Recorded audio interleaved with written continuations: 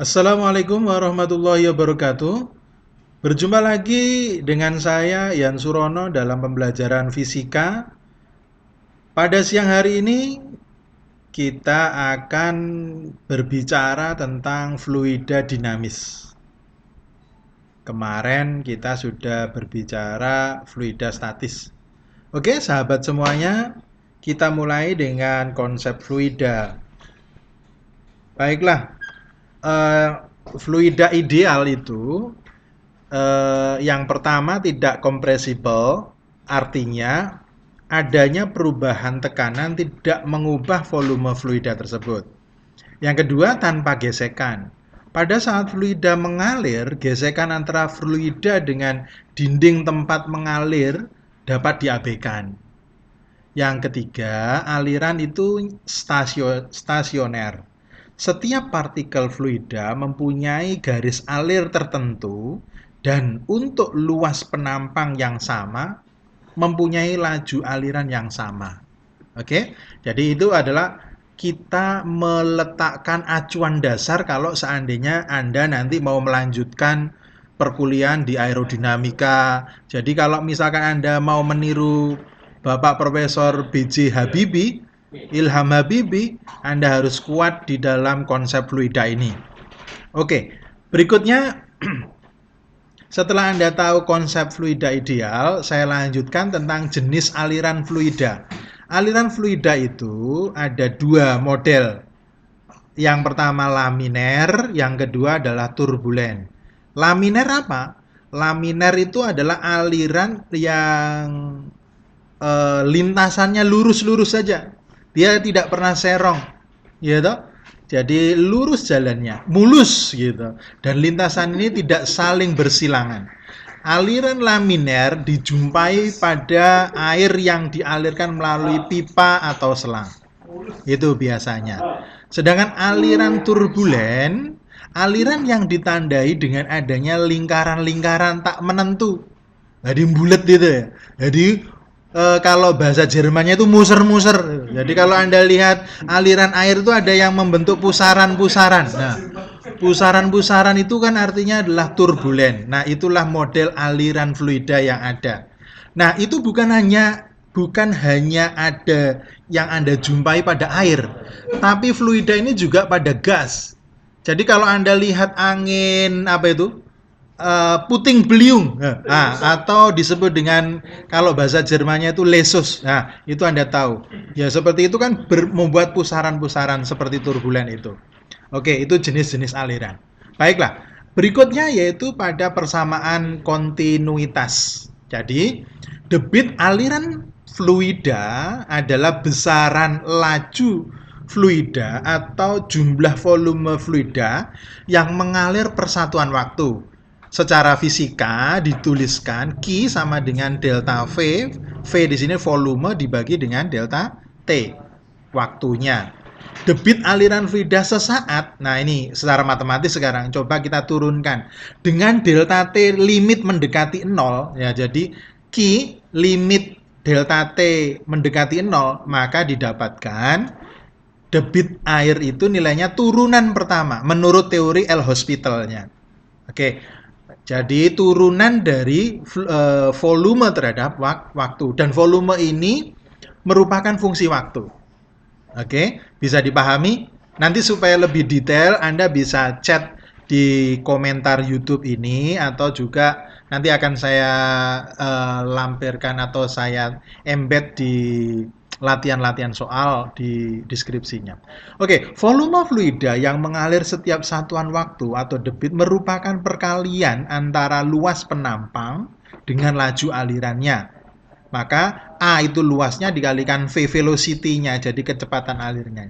Persamaan kontinuitas menyatakan bahwa debit aliran fluida selalu konstan. Berarti Q1 sama dengan Q2 sama dengan Q3 dan seterusnya. Nah, Anda kalau mau bekerja di Pertamina, di penghilangan minyak dan sebagainya. Nah, ini biasanya. Dan yang paling keren kalau seandainya Anda bekerja di PDAM. Itu yang paling sederhana. Ya, Biasalah antara langit ketujuh sampai langit pertama gajinya itu antara Pertamina dengan PDAM kan seperti itu. Anda supaya tahu. Tapi konsep dasarnya adalah sama. Oke, baiklah sahabat semuanya, Anda lihat hukum Bernoulli. Hukum Bernoulli menyatakan hubungan besaran fluida dalam pipa antara tekanan, ketinggian, dan laju dinamika. Jadi kalau misalkan di sini nah ini ada gambarkan menurut animasi yang saya tampilkan di YouTube ini. Nah ini kan ada aliran yang masuk dari A hingga sampai ke B. Dan itu ada terjadi selisih antara ketinggiannya. Menurut hukum Bernoulli itu P ditambah rho GH ditambah setengah rho V kuadrat sama dengan konstan. P itu adalah tekanan, rho GH itu massa jenisnya rho-nya ini, G ini adalah gravitasi, H itu adalah ketinggiannya. Sedangkan V itu adalah laju fluida tersebut. Oke, bisa dipahami? Oke, ada contoh soal. Anda perhatikan soal di layar ini. Jika diameter penampang pipa besar 2 kali diameter penampang kecil, berapa kecepatan aliran di pipa kecil? Nah, diketahui D1 sama dengan 2 kali D2. Oke, V1 sama dengan 5 milisekon. Ditanyakan berapa V2, maka ini mengikuti pipa kontinuitas. Debit air yang ada di pipa 1 sama dengan debit air di pipa 2. Sehingga Anda tinggal masukkan A1V1 sama dengan A2V2. Iya. Bisa dipahami? Cukup mudah kan? Berapa jawabannya? Iya. V-nya nilainya atau sama dengan 20 meter per detik. Oke, berikutnya penerapan persamaan kontinuitas. Nah, Anda cermati penerapan persamaannya ini yang sering terjadi nih karena zaman pandemi corona begini. Di animasi ini saya tunjukkan penyempitan pembuluh darah.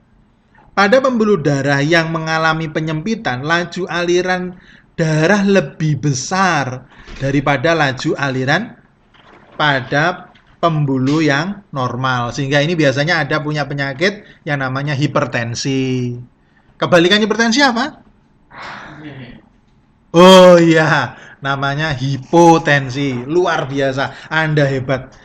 Oke, ujung siang kalau ditekan berarti memperkecil penampangnya sehingga laju aliran cukup kencang. Itu kalau Anda sering membantu ayah bunda menyiram bunga di kebunnya, gitu. Kalau Anda mainan seperti itu.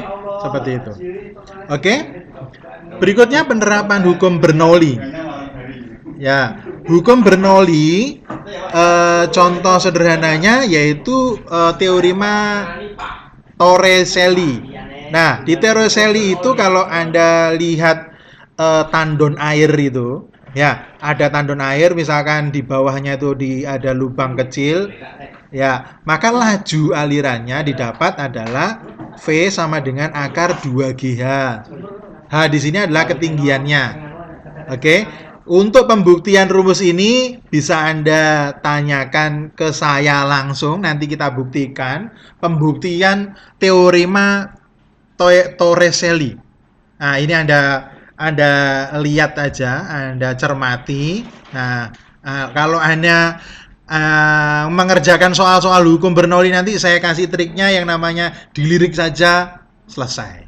Oke, bisa dipahami sehingga jarak jangkauannya manturnya air itu tadi. Manturnya air itu adalah X sama dengan 2 kali akar H ketinggiannya dan dikalikan H dari kedalamannya. Oke? Iya. Dan waktunya bagaimana? Nah, waktunya adalah T sama dengan akar dari 2H2 min H dibagi dengan percepatan gravitasi. Oke?